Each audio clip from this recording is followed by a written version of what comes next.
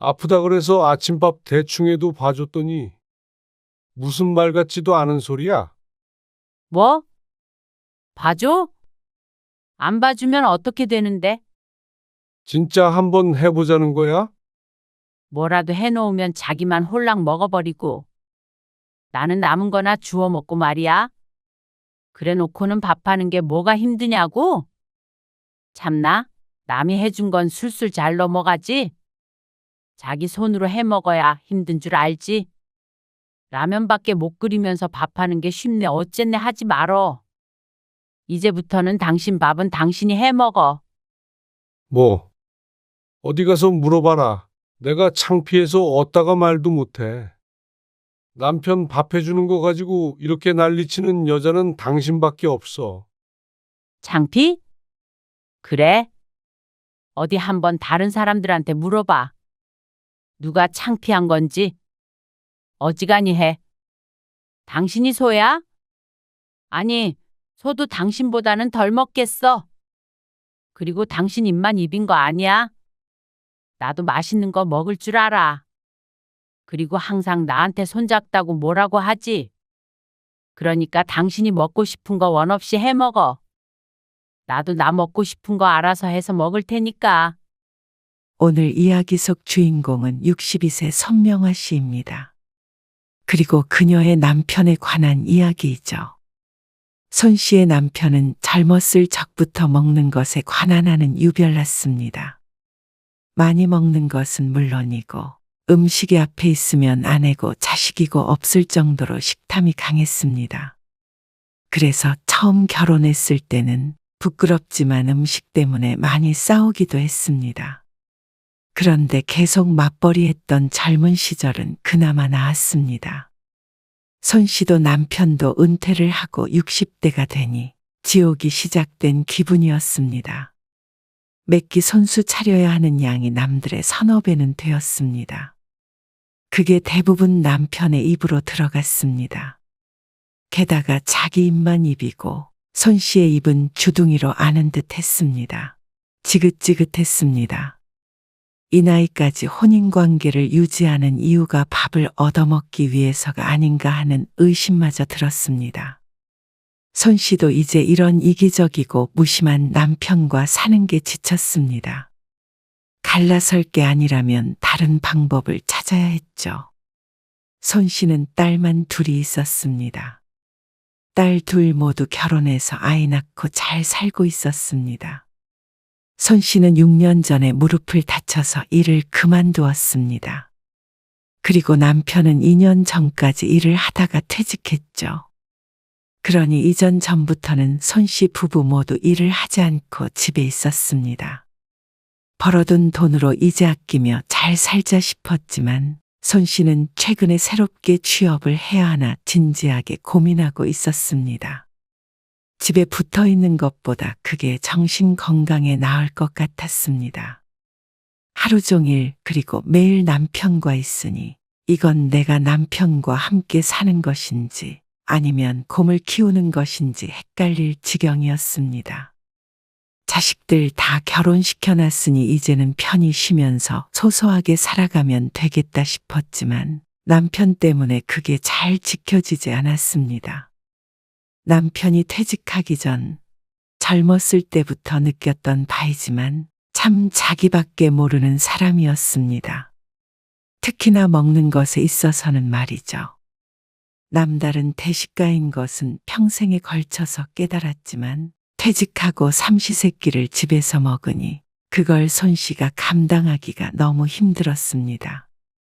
남들에게 말하면 뭐 그런 걸로 고민을 하냐 대수롭지 않게 여기겠지만 손 씨에게는 가장 큰 고민이자 손 씨의 노후를 괴롭히는 일이었습니다. 이것밖에 안 차렸어. 배고프다고 했잖아. 어제부터 굶었는데. 이것밖에 안 하다니. 먹고 남으면 저녁에 또 먹으려고 넉넉하게 했어. 넉넉. 아무튼간 손이 작다니까. 그래가지고 어디 가서 귀여움 못 받아.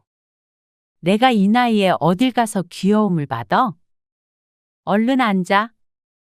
내시경 때문에 어제 저녁부터 굶은 남편이 병원에 다녀온 뒤 차린 밥상을 보고서는 불만이 한가득이었습니다. 남편이 이렇게 말하니 밥상이 상당히 초라할 것이라고 예상하겠지만 보통 4~5명이 먹을 수 있는 양이었습니다. 모든 접시는 다 대접이었습니다. 콩나물 무침, 두부부침 8장, 콩자반, 무생채, 가운데에는 큰 냄비에 돼지고기 넣은 김치찌개가 있었습니다. 믿기지 않겠지만 남편은 이걸 전부 한 끼에 먹었습니다. 손 씨는 식탁 맞은편에 앉아서 젓가락을 들었다가 몇 번 반찬을 집어보지도 못했습니다. 늘 넉넉하게 한다고 했지만 남편의 전투적인 식탐 앞에서는 초라한 수준인 듯 했습니다. 눈앞에 보이는 건 다 먹어치워야 직성이 풀리는 사람이었습니다. 손 씨가 숟가락을 들어 김치찌개에 들어있는 돼지고기를 뜨려고 하자 남편의 숟가락이 얼른 다가와 낚아채 갔습니다. 손 씨가 남편을 쳐다보았지만 아무렇지 않게 식사를 하고 있었습니다. 남이 먹던 말던 관심 밖이었습니다. 그러니 손 씨는 오히려 입맛이 떨어지는 기분이 들었습니다. 남편의 식사가 끝나가자 손 씨는 한숨을 참을 수가 없었습니다. 적어도 2끼는 먹어야 하는 양을 했는데 남편에겐 소용이 없었습니다. 거의 비워진 접시들을 보자 눈앞이 깜깜했습니다. 당장 다음 끼니의 반찬을 전부 새로 해야 하니 머리가 바쁘게 돌아갔습니다. 당신 참 신기하다. 뭐가? 그렇게 많이 먹으면 속 안 부대껴? 많이 먹긴. 왕년에는 이렇게 하루에 4~5끼도 먹었어. 과장인 듯 하지만 맞는 말이었습니다. 손 씨가 직접 보고 살았으니 말이죠.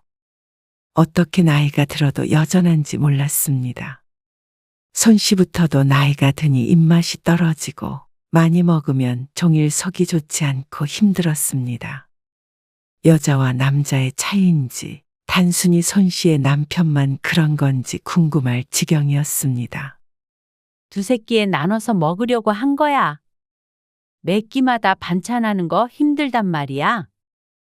그것도 매번 새로운 반찬들로 말이죠. 하지만 남편은 그런 손 씨의 푸념을 전혀 이해하지 못했습니다. 아니, 이제 일도 안 하고 집에서 밥만 하면 되는데 뭐가 힘들다고 난리야? 밥하는 게 쉬운 건 줄 알아? 그게 어려운 일이면 나가서 일은 어떻게 했어? 안 해봤으니까 그렇게 말을 하지. 차라리 나가서 일을 하고 싶네. 그리고 당신이 보통 먹성이야? 먹성 얘기가 나오자 남편도 찔끔했지만 여전히 밥하는 게 뭐 대수냐는 반응이었습니다. 무릎 때문에 어쩔 수 없이 남편보다 일찍 은퇴해서 5년 동안 집에 있었는데 그때부터는 꼭 부엌대기한테 말하듯이 하는 남편에게 열이 받았습니다. 늘 저럴 때마다 숟가락으로 한 대 치고 싶은 기분이었습니다. 상상 속에서는 몇 번이나 그랬습니다. 평생 맞벌이 하면서도 늘 아침 저녁을 챙겨주니 남편은 그게 쉬운 일인 줄 아는 모양이었습니다. 지지고 볶고 뚝딱 하면 완성된 요리가 나오는 줄 아는 모양이었습니다. 원래 요리를 좋아하지도 싫어하지도 않았는데 지금에 이르러서는 요리가 싫었습니다. 남들처럼 말이야. 일주일치 식단을 딱 짜가지고 계획성 있게 차려. 맨날 무슨 반찬할까 머리 아프다고 투덜대지 말고. 기가 막혀서 대꾸하고 싶지도 않았습니다. 대꾸해봤자 1절, 2절, 3절, 4절까지 잔소리를 들어야 함을 이미 알고 있기 때문이었죠. 그런데 그냥 남편이 많이 먹는 것으로 괴롭다면 나쁘다고 할 수 있겠지만 손 씨가 지긋지긋해 하는 것에는 이유가 더 있었습니다. 손 씨 남편은 자기 입만 입인 사람이었습니다. 남의 입에 들어가는 것에 대해서는 전혀 신경 쓰지 않았습니다. 특히나 손 씨 말이죠. 손 씨는 그저 밥만 차려주는 존재로 알고 있는지 한 번을 챙기는 법이 없었습니다. 오늘 시장에서 꼬막 사왔다? 웬 꼬막? 내 생일이니까 내가 제일 좋아하는 거 먹으려고 그러지. 제일 좋아하는 음식이 고작 꼬막이야? 남편이 비웃듯 말했습니다. 여태 손 씨가 좋아하는 음식도 뭔지 모르면서 말이죠. 빈정이 상했지만 맛있게 먹을 생각에 기분이 좋았습니다. 남편이 먹을 것도 생각해서 가장 큰 접시에 산더미처럼 쌓았습니다. 양념도 올리고 뿌듯하게 쳐다보고 있는데 남편이 식탁 앞에 앉으며 말했습니다. 김치 좀 새로 꺼내서 먹자. 잠깐만. 김치 냉장고에서 꺼내올게. 손 씨가 다용도실에 들어가서 김치를 꺼냈는데 때마침 딸에게서 전화가 걸려왔습니다. 여보세요. 엄마. 생신 축하해요. 못 가서 미안하고. 아냐? 바쁜데 뭘 와? 가까운 것도 아니고 맛있는 거 해 먹어? 오늘 시장에서 꼬막 사와서 지금 먹으려고 밥 차리고 있어. 꼬막? 엄마 엄청 좋아하잖아. 그래도 너는 아는구나. 알지? 손 씨는 다용도실에 서서 딸과 10분 정도 통화를 했습니다. 아, 엄마 밥 차리고 있다고 그랬지. 얼른 드세요. 끊을 테니까. 그래. 김치 꺼내러 왔다가 계속 있었네. 생신 축하해요. 그래. 고마워. 손 씨는 딸과 전화를 끊었습니다. 그리고 꺼낸 김치를 들고 부엌으로 돌아갔습니다. 그리고 칼로 썰어서 접시에 담아 식탁에 두었죠. 이제 밥만 푸면 되겠다 싶어서 돌아서려는데 눈앞에 보이는 광경에 놀라서 발걸음을 멈췄습니다. 어? 왜? 양손으로 들고서 꼬막을 발라 먹던 남편이 태연하게 물었습니다. 하지만 이미 식탁은 엉망진창이었습니다. 산더미처럼 있던 꼬막은 이제 거의 바닥을 드러내고 있었고 식탁 위에는 빈 껍데기가 또 다른 산을 이루고 있었죠. 이거 다 먹은 거야? 뭐 하는데 김치 꺼내러 가서 이제 와? 전화가 와서. 근데 이거 혼자 다 먹었어. 왜? 냉장고에 더 없어? 방금 해서 식탁 위에 둔 걸 뻔히 알면서도 묻는 남편. 손 씨는 허탈해서 밥을 가지러 가는 것도 잊고서는 그 앞에 서 있었습니다. 기다리느라 밥도 없이 먹어서 무지 짜네. 얼른 밥 좀 줘. 손가락을 쪽쪽 빨며 말하는 남편에게 화가 나 눈앞이 벌개지는 것 같은 기분이었습니다. 가만히 서 있는 손 씨를 의아하게 쳐다본 남편이 재촉했습니다. 아, 밥 안 먹어? 국도 다 식었네. 이것도 데펴와. 당신, 이거 내가 제일 좋아하는 거라고. 생일이라서 사왔다고 했잖아. 아, 앉아서 먹어. 먹으면 되지 왜 또 그래? 당신이 다 먹었잖아. 여기 있잖아. 뭘 다 먹었다고 그래? 꼬막이 몇 개 남아있지도 않은 접시를 턱끝으로 가리키며 말하는 남편을 어이없다는 듯이 바라보자 남편은 적반하장으로 나왔습니다. 아, 그러길래 내가 항상 말하잖아. 음식 할 때는 넉넉하게 좀 하라고. 뭐 먹어보려고 하면 없어. 난 또 냉장고에 더 있는 줄 알았지. 내가 생일에 뭐 당신한테 미역국을 끓여달래? 아니면 선물을 달래? 나 먹고 싶은 거 해서 먹겠다는데 그것도 못하게 해. 누가 못하게 해? 고작 꼬막을 제일 좋아하냐고 비웃었으면서 그걸 당신 혼자 먹냐? 아거 참. 진짜 먹을 거 가지고 쪼잔하게 그러네. 남편은 손 씨를 비난했습니다. 손 씨도 늘 음식을 하면 대접으로 많이 하려고 했던 이유도 그것 때문이었습니다. 먹는 걸로 서운할까봐 그랬습니다. 하지만 오히려 먹는 걸로 사람을 서운하게 하는 게 자신이라는 사실을 남편은 모르는 것 같았습니다. 음식을 많이 하면 많은 대로, 적으면 적은 대로 전부 남편의 입속으로 들어갔습니다. 따로 덜어놓아도 자기 것 먼저 다 먹고 손 씨의 몫을 뺏어가는 것도 예사였고 냉장고에 따로 넣어놔도 다 꺼내 먹었습니다. 남편은 빈정이 상한 듯 숟가락을 내려놓더니 잠시 뒤에 스스로 밥솥에서 밥을 퍼다가 식사를 이어갔습니다. 사람이 아니라 곰과 함께 사는 기분이었습니다. 아무튼간 밥 좀 해주는 거 가지고 유세는 궁시렁거리며 밥을 퍼먹는 남편에게 손 씨가 말했습니다. 이제부터는 그럼 당신이 차려서 먹어. 뭐 밥 해주는 걸로 유세 떠는 거 보고 싶지 않으면 직접 해 먹어. 그러면 치사스럽지도 않고 좋네. 그러자 아주 난리가 났습니다. 남편 알기를 우습게 한다. 가장을 이렇게 대접한다. 저렇게 대접한다 해가면서 말이죠.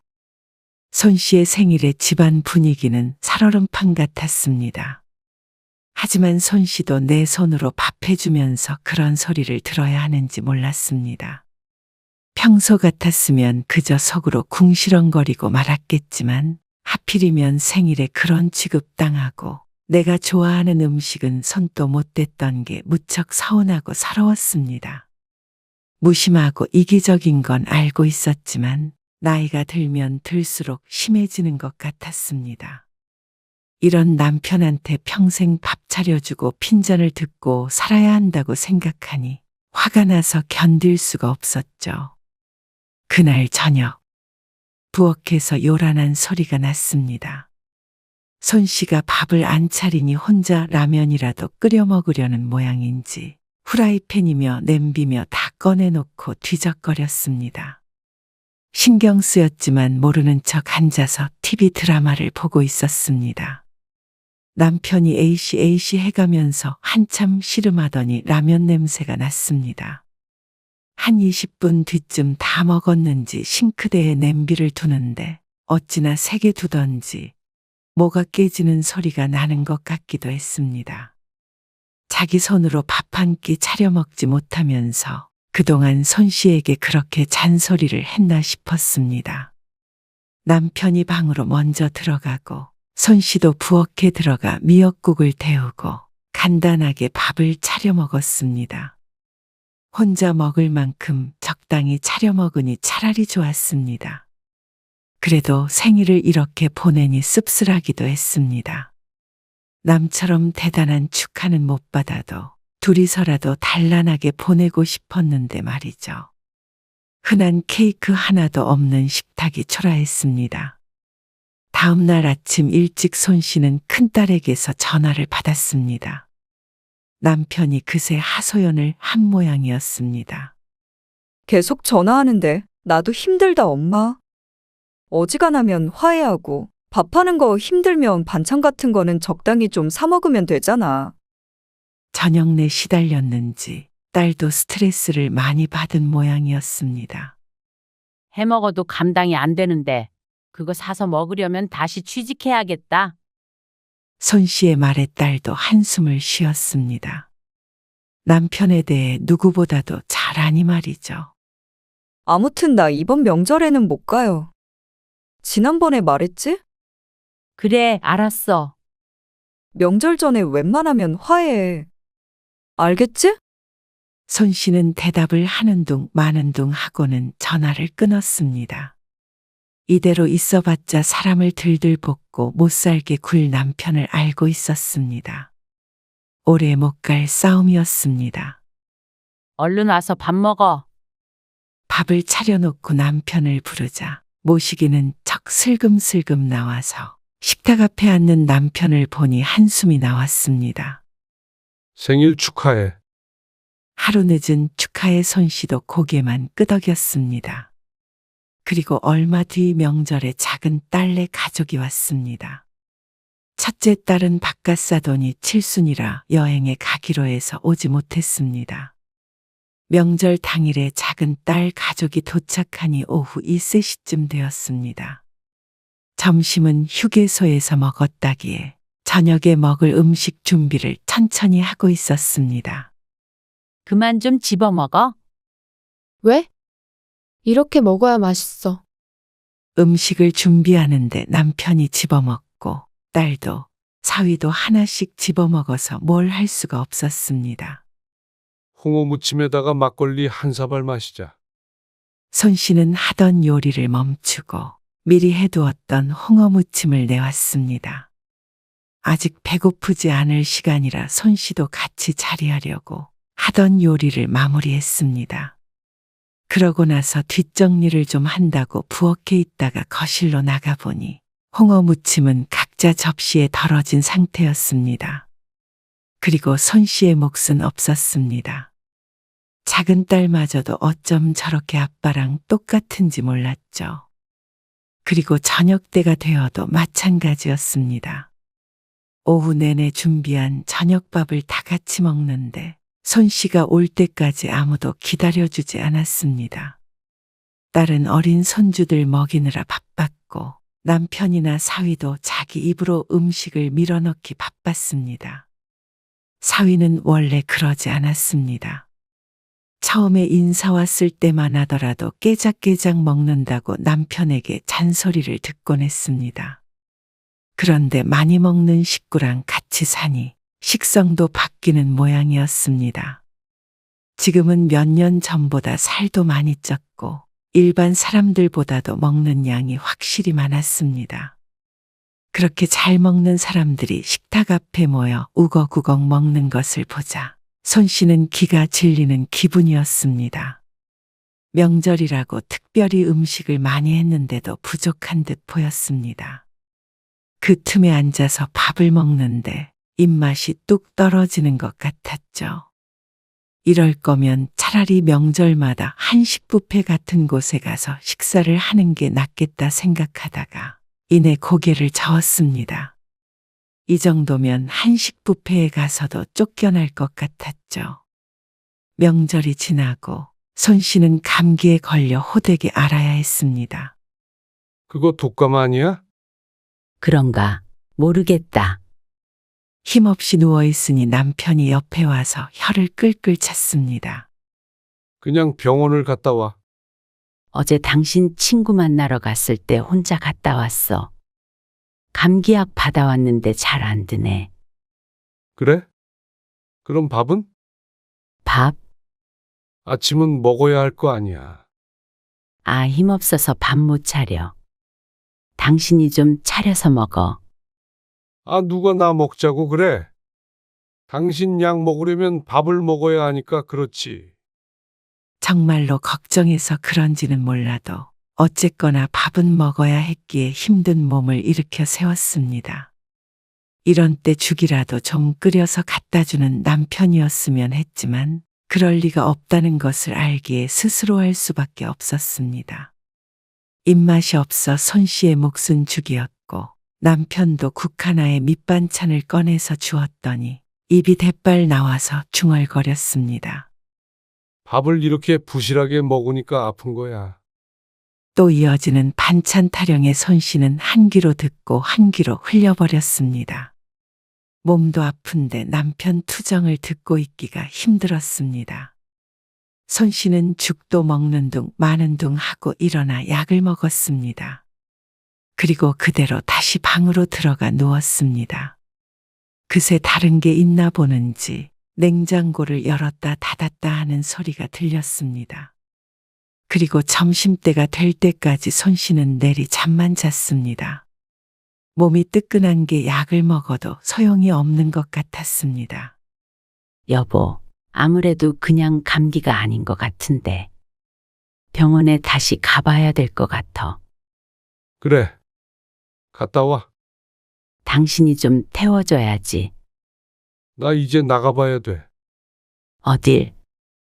아, 당신이 점심도 못 챙겨줄 것 같아서 나가서 먹으려고 약속 잡았지. 그러면 나가는 길에 내려주면 되잖아. 저기 대학병원 가려는 거 아니야? 맞아. 아, 그쪽으로 안 가? 완전 반대 방향이야. 택시 타고 가. 아이고, 시간 다 됐네. 남편은 TV를 끄더니 얼른 일어나 외투를 챙겼습니다. 저녁 먹기 전에 올 거니까 갔다 와서 쉬고 있어. 부디 그때까지는 몸을 회복해서 저녁은 제대로 차려달라는 말로 들렸습니다. 실제로도 그런 뜻이 내포되어 있는 게 맞았습니다. 기가 막히고 속이 끓었습니다. 이미 쌩하고 나가버린 남편 때문에 손 씨는 혼자 아픈 몸을 이끌고 택시를 타고 병원에 가야 했습니다. 무심한 줄은 익히 알고 있었지만 어떻게 매번 이렇게 사람을 섭섭하게 하는지 그것도 재주라면 재주라고 생각했습니다. 다행히 독감은 아니었고 몸살이 난 듯 했습니다. 손 씨는 병원에 다녀와서 약을 먹고 잠만 잤습니다. 한참 지나니 몸을 흔드는 손길에 정신이 들었습니다. 이미 사위는 어두워진 상태였습니다. 뭔 놈의 잠을 이 시간까지 자? 오전에도 잠만 자더니. 그러다 곰 되겠다. 집에 온 지 꽤 됐는지 편한 차림을 하고 있는 남편이었습니다. 내가 기다리다 못해서 깨운다. 저녁 먹어야지. 그 소리에 몽롱했던 정신이 번쩍 드는 것 같았습니다. 오래 자고 일어나서 낮보다는 몸 상태는 좋은 것 같았지만 그래도 몸이 무겁게 축축 처졌습니다. 내가 지금 이러고 또 밥을 차려야 해? 그러자 남편 이 인상을 찌푸렸습니다. 그럼 밥을 당신이 차리지 누가 차려? 냉장고에 있는 반찬 꺼내서 먹으면 되잖아. 그럼 국은? 풀떼기만 꺼내서 밥 먹으라는 거야? 아침에도 그렇게 먹었잖아. 오늘만 그냥 그렇게 먹어. 아, 그러면 미리 말을 해야 할 거 아니야? 그러면 저녁까지 먹고 들어왔지. 남편이 언성을 높이자 손시도 속에서 울컥해서 대꾸했습니다. 아픈 마누라 밥 챙겨줄 생각은 못하고 당신 입으로 들어가는 것만 신경 쓰이지? 뭐? 또 무슨 소리야? 병원에 갔는데 어디가 어떻게 아프냐 묻지는 않고 보자마자 밥 타령이야? 뭐? 밥 타령? 그래? 그리고 은퇴해서 집에 있는 건 둘이 똑같은데 왜 나한테만 밥을 차리래? 밥을 여자가 해야지. 내가 해, 그럼? 밥하는데 여자 남자가 어디 있어? 그리고 유명한 요리사는 다 남자거든? 아프다고 해서 아침밥 대충 해도 봐줬더니 무슨 말 같지도 않은 소리야? 뭐? 봐줘? 안 봐주면 어떻게 되는데? 진짜 한번 해보자는 거야? 지긋지긋했습니다. 옛날 아버지 세대보다도 더한 남편이었습니다. 어쩌면 그동안 그렇게 살게 냅둔 자신의 잘못인 듯도 했습니다. 그 문제 때문에 수도 없이 다툼이 있었지만 결국 져준 것이 손씨이니 말이죠. 뭐라도 해놓으면 자기만 홀랑 먹어버리고 나는 남은 거나 주워 먹고 말이야. 그래 놓고는 밥하는 게 뭐가 힘드냐고? 참나, 남이 해준 건 술술 잘 넘어가지? 자기 손으로 해 먹어야 힘든 줄 알지? 라면밖에 못 끓이면서 밥하는 게 쉽네 어쨌네 하지 말어. 이제부터는 당신 밥은 당신이 해 먹어. 뭐? 어디 가서 물어봐라. 내가 창피해서 어디다가 말도 못해. 남편 밥 해주는 거 가지고 이렇게 난리치는 여자는 당신밖에 없어. 창피? 그래? 어디 한번 다른 사람들한테 물어봐. 누가 창피한 건지. 식탐에는 약도 없어. 식탐? 그래? 어지간히 해. 당신이 소야? 아니, 소도 당신보다는 덜 먹겠어. 그리고 당신 입만 입인 거 아니야? 나도 맛있는 거 먹을 줄 알아. 그리고 항상 나한테 손잡다고 뭐라고 하지. 그러니까 당신이 먹고 싶은 거 원 없이 해 먹어. 나도 나 먹고 싶은 거 알아서 해서 먹을 테니까. 그러는 거 아니다. 이제 일 안 한다고 가장을 이렇게 무시하는 거 아니야. 아, 일은 당신만 했어? 나도 똑같은 입장이야. 공평하게 하자면 내가 평생 밥 차렸으니까 남은 평생은 당신이 차려야 해. 근데 당신한테 내 밥 차려달라고 안 하니까 스스로 해 먹어. 그건 어렵지 않잖아. 밥 차리는 게 별거야? 안 그래? 그 말에 남편이 호통을 칠 듯 움찔대더니 혼자 열이 받아서는 뒤돌아 방을 나갔습니다. 어찌나 방문을 세게 닫던지 문이 부서질 듯 큰 소리를 냈습니다. 무섭지도 않아서 자리에 누웠습니다. 1시간만 더 누워있다가 출출하면 나갈 생각이었습니다. 그리고 그날부터 손 씨는 정말로 혼자 먹을 밥만 차렸습니다. 뭐야, 내 밥은? 자연스럽게 맞은편에 앉은 남편이 자신 몫의 밥도 숟가락도 없다는 걸 깨닫고는 화를 냈습니다. 각자 먹기로 했잖아. 손 씨는 태연하게 마저 식사를 했습니다. 딱 손 씨가 먹을 만큼만 했고 반찬은 찌개 하나와 멸치볶음 하나가 전부였습니다. 이것저것 하기도 귀찮아서 늘 이렇게 먹고 싶었습니다. 대신 김치찌개에는 돼지고기를 듬뿍 넣어서 먹었습니다. 남편이랑 먹을 때면 늘 김치만 건져 먹어야 했는데 말이죠. 정말 치사스러워서 못 살겠다. 남편은 고개를 절레절레 저으며 자리에서 일어나 차키를 챙겼습니다. 또 어디 나가서 먹을 모양이었습니다. 손 씨는 그의 아랑곳하지 않고 식사에 집중했습니다. 누가 뺏어 먹나 급하게 밥을 들이마시는 남편 없이 식사를 하니 평화롭기까지 한 식사 시간이었습니다. 그날 이후로 남편의 히스테리는 늘어만 갔습니다. 끼니마다 나가서 사 먹을 수도 없고 그렇다고 집에서 뭘 챙겨 먹을 만한 재주는 없으니 스트레스가 쌓이는 모양이었습니다. 손 씨가 부엌에 뒹구는 라면 봉지를 쓰레기통에 넣었습니다. 라면을 끓여 먹은 모양인데 한 번 먹는데 3봉지는 기본이었습니다. 나이가 60이 넘었는데도 말이죠. 손 씨가 밥을 차려서 또 혼자 먹자 남편이 거실에서 자꾸만 힐끔힐끔 쳐다보았습니다. 며칠간 사나웠던 기세는 눈에 띄게 수그러들어 있었습니다. 밥 앞에서는 장사 없는 모양이었습니다. 손 씨가 밥을 안 해주니 팔다리 잘린 사람처럼 그러고 있는 게 철양맞아 보이기도 했습니다. 자존심이 있어서 같이 먹자고 말은 못하고 말이죠. 이 나이가 되어서 부인 없이는 살 수도 없는 사람이었습니다. 그런데 그동안 남편에게만 맞춰주고 정말 부엌대기 마냥 살았던 것은 다름 아닌 손 씨 본인이었습니다.